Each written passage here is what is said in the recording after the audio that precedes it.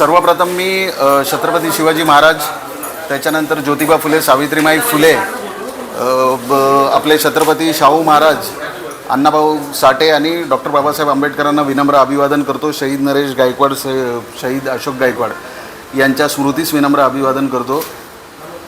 श्यामदादा गायकवाड आणि सुधाताई गायकवाड यांच्या मार्गदर्शनाने मी राजकारणामध्ये आलो, पण आज दुसरी वेळ मला सभापती पद मिळतो आहे आणि आज मागासवर्गीय समितीचं सभापती पद हा जो मला मिळालेला आहे याचा संपूर्ण श्रेय आमचे नेते प्रदीप नाना पाटील यांना मी देऊ इच्छितो. कारण त्यांच्या शब्दाला मान देऊन जे वरिष्ठ आहेत त्यांनी ही संधी मला दिलेली आहे. ते मग आमचे रवींद्र चव्हाण साहेब असतील किंवा डॉक्टर श्रीकांत शिंदे साहेब असतील, आमदार कथोरे साहेब असतील, आमदार किनीकर साहेब असतील, यांनी सगळ्यांनी त्यांच्या शब्दाला मान दिलेला आहे आणि हा मान त्यांनी मला दिलेला आहे. माझ्यावरती ही जबाबदारी दिलेली आहे त्यांनी.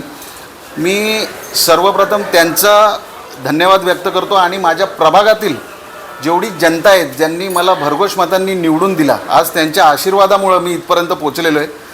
माझा भाऊ सत्यजित नरेश गायकवाड खांद्याला खांदा लावून माझ्या जोडीला असतो. माझे मामा, माझे काका, सगळेच आणि माझे सहकारी मित्र नगरसेवक, ते उमेश पाटील असू द्यात, पंकज पाटील असू द्यात, चरण असू द्यात, मनोज देवडे, दिनेश गायकवाड, अर्चना रसाळ, स्वाती पाटील आहेत, त्याच्यानंतर हर्षदा पाटील आहेत, दर्शना पाटील आहेत, या सगळे आणि किरण राठोड, या सगळ्यांच्या मदतीमुळं आणि सहकार्यामुळं मी इथपर्यंत आलो आहे. आणि खास करून आज आनंद ह्या गोष्टीचा आहे का आमचे बॉस जे नगराध्यक्ष मॅडम आहेत ते आमचे पीठासन अधिकारी आहेत, त्यांच्या हस्ते आज मला हा पद प्रदान झालेलं आहे.